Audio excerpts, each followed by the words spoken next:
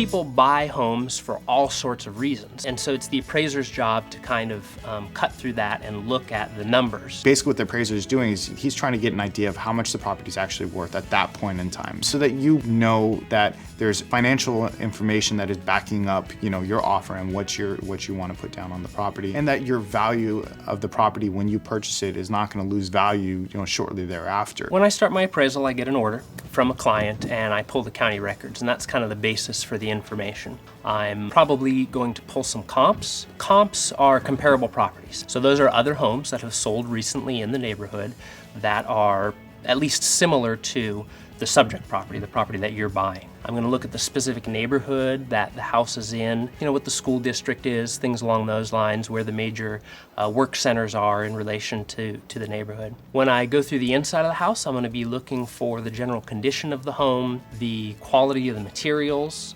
the workmanship.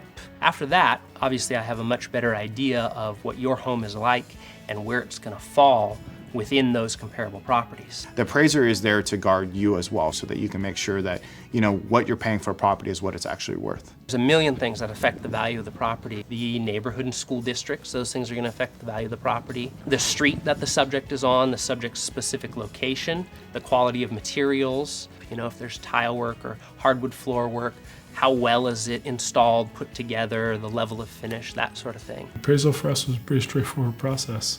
For us, the appraisal was about whether the loan would work, whether or not it was appraised enough where the lender would feel comfortable lending us the amount of money at the value that we'd set the house to be. If we valued the house higher than the appraiser did, how much we have to put down into the house would have gone up kind of proportionally to that. There's two things about any property that you can't change, and that's the location and the lot size. Given enough time and capital, you can change anything about a house. But if it backs up to a busy street, it will always back up to a busy street.